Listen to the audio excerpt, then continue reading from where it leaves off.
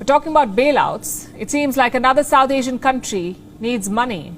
It started with Sri Lanka, then Pakistan, and now Bangladesh has reached out to the International Monetary Fund. Dhaka too wants a loan.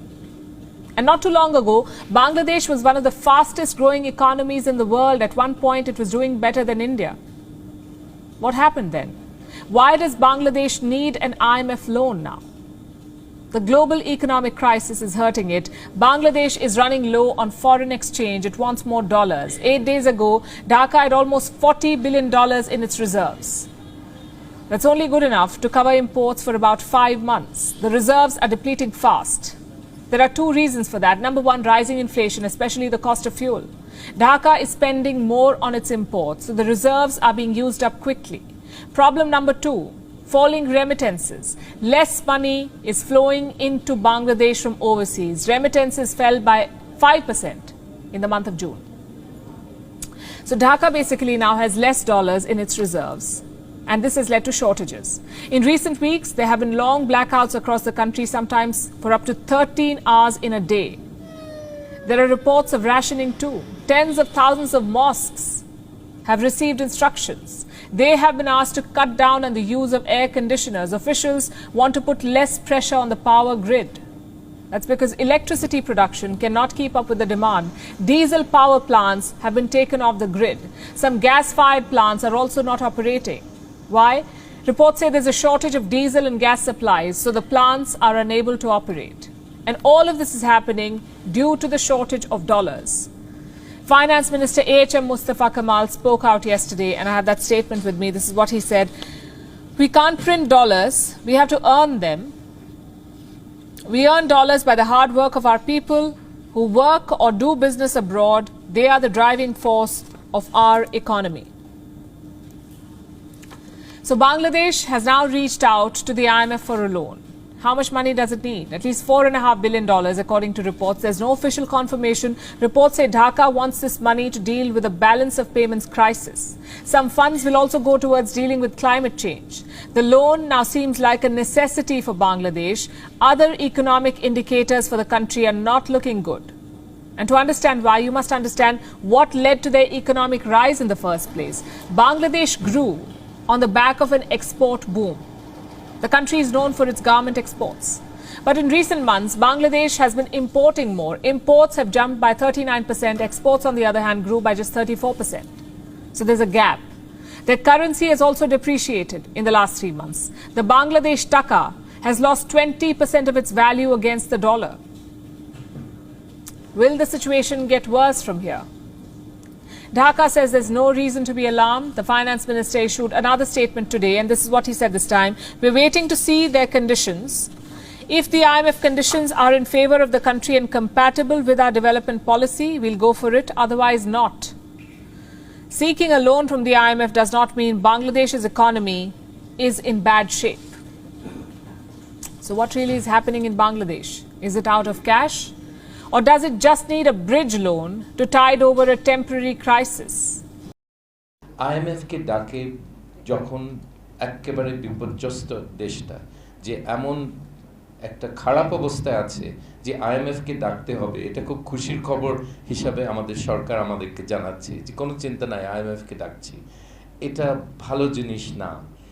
IMF আসে যখন আর কেউ টাকা দিতে রাজি নেই, এবং IMF এর লোনটা এখন এই মুহূর্তে খুব গুরুত্বপূর্ণ হয়ে গেছে। $4.5 বিলিয়ন মতো আন্দাজ। এই $4.5 বিলিয়ন যদি IMF দেয়, এবং আপনাদেরকে জানতে হবে যে IMF একবার লোনটা দেয় না, হয়তো 6 মাস পরে একটা সিদ্ধান্ত হবে বোর্ডে লোনটা দিবে কিনা। একটা কন্ডিশনার থাকবে IMF এর, এটা আমি বলে দিতে পারি, আমি না দেখেই বলে দিচ্ছি। আমি কিন্তু তারা কি শর্ত দিবে আমার এই ব্যাপারে কোনো হাত নাই বা আমি জানিও না, কিন্তু আমি বলতে পারি তারা বলবে যে ব্যাংকিং খাতের দুর্নীতি এটা রোধ করতে হবে, কমাতে হবে। এবং এখানে গিয়ে আমার ধারণা সরকার আটকে যাবে, কারণ তারা এত গভীরভাবে জড়িত ব্যাংকিং খাতের দুর্নীতিতে, তাদের সব প্রিয় লোকরা জড়িত, যে এটার থেকে তারা পারবে না, তারা ফেল করবে এই শর্তে। ব্যাংকিং খাতের দুর্নীতি এবং শব্দটা যেটা ব্যবহার করা হয় এটা একটা ইউফেমিজম হলো গভর্নেন্স। গভর্নেন্স মানে তোমাদের দুর্নীতির কথাই বলছি, তোমাদেরকে দুর্নীতি না বলে গভর্নেন্স হলে গায়ে কম লাগে, এটাই সেই জন্য গভর্নেন্স শব্দটা ব্যবহার করা হয়।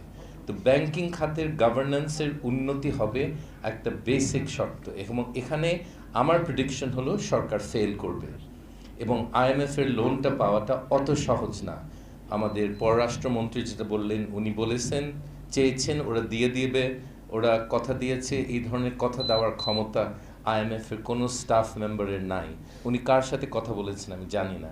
একটা মিটিং খুব ক্রিটিক্যাল শেষের দিকে হয়, সেখানে মিশন চিফ আর তার 2 নম্বর যে থাকে, আমি কয়েকটা মিশনে অত সিনিয়র ছিলাম না, কিন্তু আর আমার চেয়ে কেউ সিনিয়র ছিল না, আমি 2 নম্বরে ছিলাম।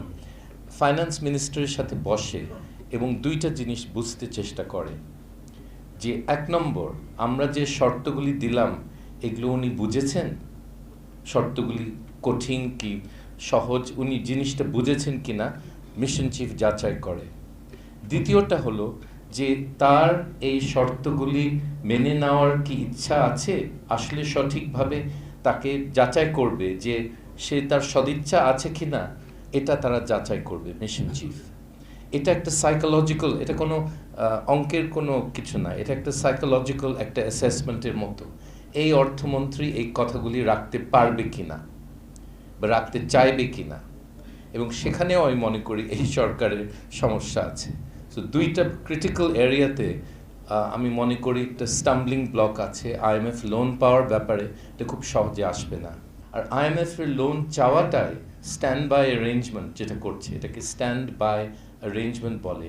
এটা করে একটা দেশে যখন একটা ফরেন রিজার্ভের সংকট তৈরি হয়ে গেছে, অলরেডি তৈরি হয়ে গেছে। কিন্তু স্ট্যান্ড বাই অ্যারেঞ্জমেন্ট টাকার পরিমাণটা বেশি এবং শর্তগুলি করা হয়, বেশ করা হয়, এবং শর্তগুলি ফুলফিল না করে সামনের কিস্তিগুলি ব্লকড হয়ে যায়, এবং এরকমও হতে পারে প্রোগ্রামটা ক্যান্সেল হয়ে যায়।